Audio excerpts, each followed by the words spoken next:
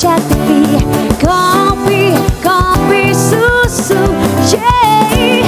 Kopi, kopi susu di Jak TV. Kopi, kopi susu, yeah. Ya, kita kembali menikmati kopi susu komedi pintar suka-suka bersama Double L, Lontong and Lengke. Nah, sekarang kita sedikit ngobrol dengan teman-teman kita dari IOF. Ada Mas Iwan, ada Mas Dito, nah, ada Mas Ian dan juga Mas Sigit di sana. Mas, ini tadi IOF, Indonesia Off-Road Federation. Ini memang komunitas untuk off-road. Ini anggotanya seluruh klub-klub off-road gitu? Betul. Jadi IOF ini berdiri tahun 1999. 99. Ya, 99 dari para penggiat off-roader dari berbagai klub-klub off-road yang ada di seluruh Indonesia. Sekarang IOF ini sudah mempunyai 33 pengda pengurus daerah di tiap provinsi. Tiap provinsi sudah ada ya. Jadi masing-masing daerah ini membawai klub-klub seperti saya sekretaris dari DKI itu membawai 72 klub off-road.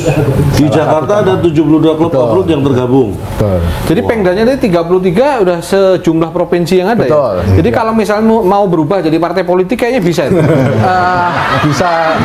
bisa dipertimbangkan. Ya, ini kalau butuh jurkam. Nah, bisa pakai. Nah, ini kamu juru kambleng ini. Itu sudah ada kegiatannya sekarang. Kegiatan kalau dalam kondisi yang berkaitan dengan off-road sendiri apa kegiatannya nih? Kegiatannya di samping mengasah individu khususnya dalam skill driving di off-road ya, itu ada event-event off-road, juga ada kegiatan kerjasama dengan salah satunya Basarnas. Itu sudah terjalin, ini MOU sudah ada dengan Basarnas untuk penanggulangan bencana. Jadi kita yang gitu ya. Biasanya biasa melalui medan yang berat gitu kan. Yang kalau misalnya dengan angkutan normal sudah tidak ada yang bisa nyampe, biasanya teman-teman ini ya yang berangkat ke sana duluan. Bawa makanan pertolongan pertama segala macam ya. Sampai segitunya coba. Itu namanya kepedulian kita. Kepedulian. Off-roadnya sih hobi, teman-teman.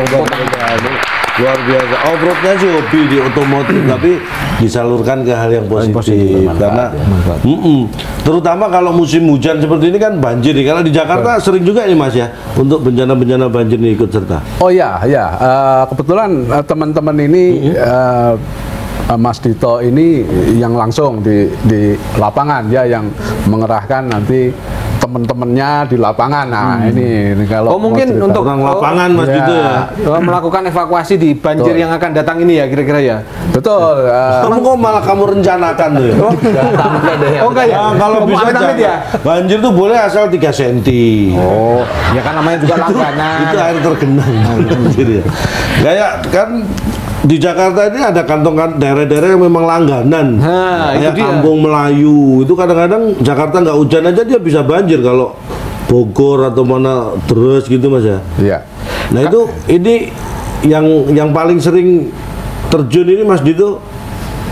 Sering terjun di ini ya, bencana banjir gini. Paling terkesan dalam berpartisipasi dalam membantu korban banjir. Apakah pernah ikut hanyut atau apa?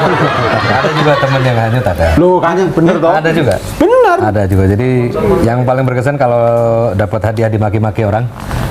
Ada juga yang begitu. Jadi, maksudnya dimaki-maki ini gimana? Iya, konteksnya apa?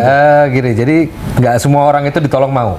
Oh iya jadi, yang tadi sempat kita kebiasaan Indonesia itu adalah mereka kapok dulu baru mereka sadar. Pasrah gitu ya. Baru sadar harus jadi kapok kalau gitu. kita sudah masuk dengan bersusah payah untuk evakuasi mereka pikir kita ini tim delivery.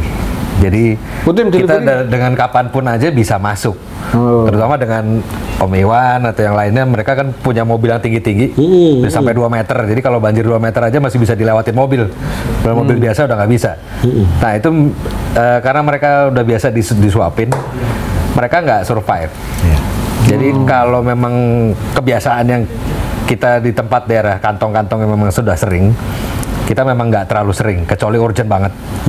Tapi untuk yang daerah baru, yang memang baru terkena itu, kita coba masuk apa yang bisa kita bantu, berkoordinasi dengan Basarnas, BNPB, dan lain-lain, atau pemerintah setempat, apa yang kita bisa bantu, apa yang kita bisa dorong ke sana. Tapi adalah yang lebih repot itu kalau mereka masyarakatnya bandel. Bandel dalam artian yang dulu nggak pernah begini, ini paling sebentar.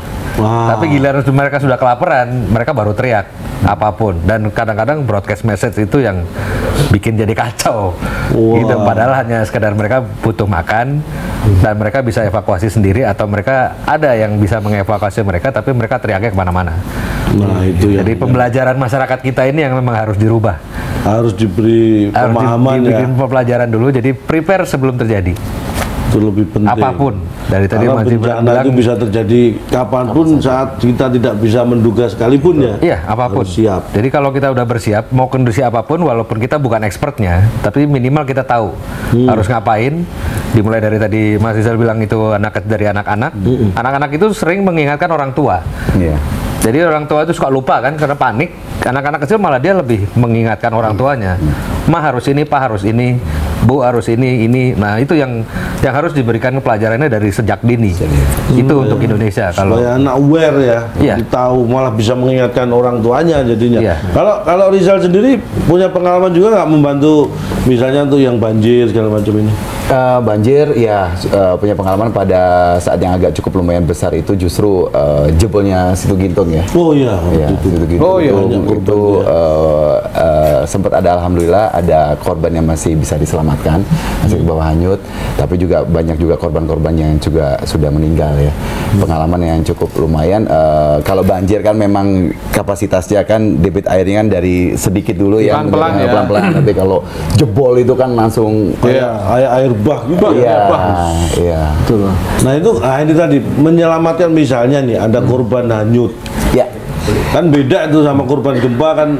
Ya, seperti tsunami atau air gitu ya, atau Situ Gintung gitu. Ya, jadi biasanya banyak kan waktu di Situ Gintung juga kita menemukan suatu kendala.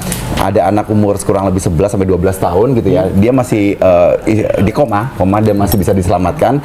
Tapi justru teknik menyelamatkannya salah, yang ada malah innalillahi wa inna ilaihi raji'un. Itu penting. Harusnya serahkan pada ahlinya. Iya. Benar. Nanti sebentar lagi saya akan praktekkan bagaimana seperti itu. Nah, biar kita tahu nih, supaya pemirsa juga tahu dalam kondisi yang darurat apa yang harus kita lakukan untuk membantu korban. Jangan sampai apa yang kita lakukan justru salah, justru akan memperparah keadaan. Makanya supaya tahu pertolongan pertama seperti apa yang harus dilakukan, jangan kemana-mana, tetap di Kopi Susu Komedi Pintar Suka-Suka bersama Double L Lontongan Lengki.